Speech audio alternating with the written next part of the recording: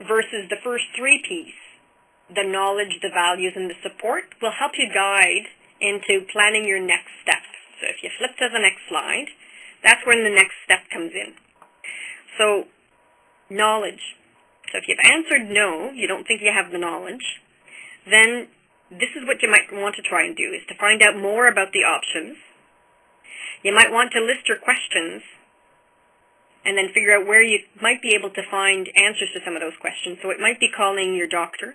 It might be filling all of this out and talking to your family doctor. So you were asking when you asked which doctor. So it might be the oncologist that you're going to bring this tool with you and say, you know, I've been thinking, I knew we were going to talk about something today. And so I started thinking about what it might be that you're going to be presenting me with and how I feel about all of that. And here's where I'm at. Or tell me about the options, and then can we go back to this tool to see if what I was thinking kind of fits in with what you're presenting me with the options, and maybe we can update this tool, and not necessarily in writing, but just kind of review so that you know how to update it when you walk out of that appointment with the doctor. But you're at least looking at this when you're with them. The next piece is around your values. So review where you've put the stars on your decision aid, right? Find people who know what's most likely to happen, so around the benefits and the harm. So if there's one side effect that you really, of treatment you really want to avoid, then, you know, will that happen? Is there 80%, does this happen with 80% of people, or does this happen with 10 or 15% of the people, the side effect that's really scaring me?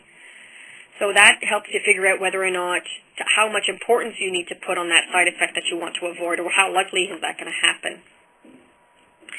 Sometimes talking to people who've made that similar type of decision. So am I more like Mary Jane, who's in my support group, or am I more like Sally in how what's important to me? And why did they make this decision, and why did she make this other decision? So they both had to make the same decision, but they chose differently. And who am I more like?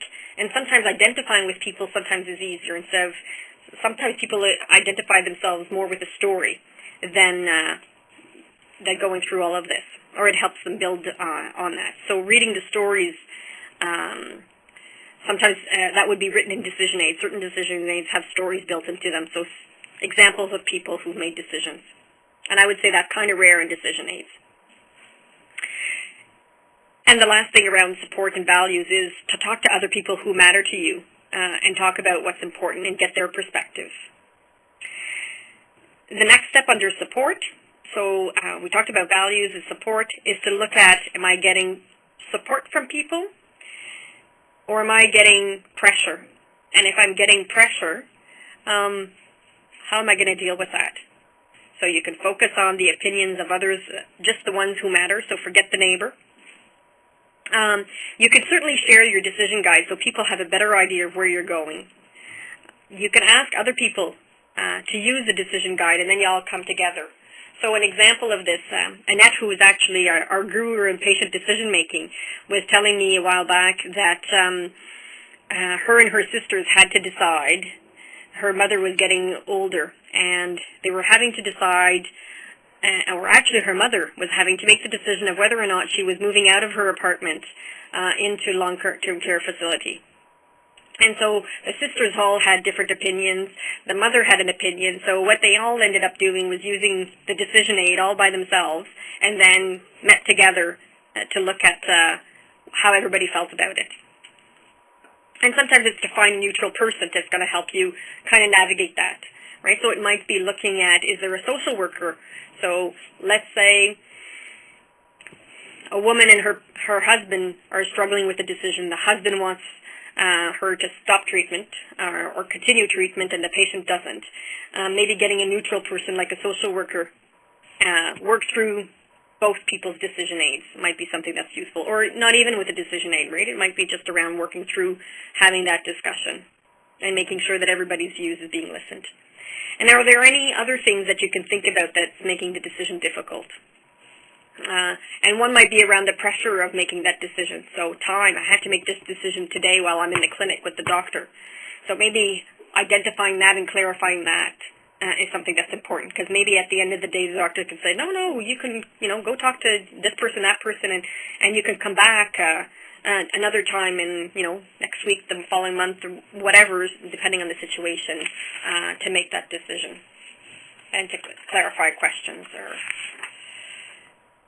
So if you move on to the last slide, I don't know if your decisions will be as, hopefully this fellow's decision around college or weed is going to be quite easy to make. I don't know where they got that, actually. It was somebody who actually got that from a road trip somewhere. They have, I guess, these two streets. Is there any questions from you guys around this decision aid? Do you think that would be something that will be useful to use? Yes, I think so. I think putting it on paper sometimes is a good idea, but sometimes you just don't know how to do it. So this would be a good guide. Mm-hmm. How do you think your healthcare providers and nurses and doctors, they'll probably be foreign to this, right? I'm not sure. I would think so. I really don't know that. But yes, I would think so. I probably would, my perception is there's probably limited healthcare providers who have actually been exposed to this type of a tool, or maybe to the extent of this tool. So that certainly would be something that they might not be familiar with. Right. So just be aware of that. Right. So you might be the expert here. Well, and even if it just benefits me, in being able to discuss things with them, that's where I feel the importance is. So. Absolutely. Because what you might want to do after you've filled it all out is just to use that to say, okay, what are the things around here, or use the highlighter afterwards to say, okay, how is this tool kind of bringing a question for me? So when you go back to your appointment, so knowledge, here's my question around knowledge. Okay, support, I have issues here, but I don't see how the doctor's going to help me with this piece. That's more with me and my family, so don't need to talk to him about that, right? Right. So you might want to use the decision aid to actually go through it, or just maybe it's just the piece around the options and the benefits that you want to review with the doctor. Right, yeah. Yeah, it's very good.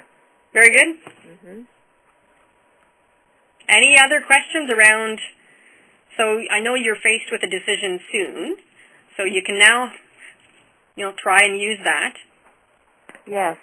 And let me know how it goes. And I can see how we can implicate other decisions in our lives. That it would be a good tool. Yeah. To use. And I mean, they have. If you looked at the A to Z, they have decision aids on taking medication for high blood pressure. They have some on diabetes. There's a lot on prostate cancer and PSA screening. So it might be something that you want to, other family members. So, we have patients sometimes that their spouses are also going through some healthcare issues as well. Right. And so, and that might be a factor that actually also plays into all of the decision that makes, the decision more complicated sometimes. Right. So. Lynn? Yep. I just had one question. Sure. Because sometimes you can arrive to a decision, yep. but if the other person is kind of doesn't want to change their mind on, yep. What can you do? I guess it depends on, you'd have to give me an example.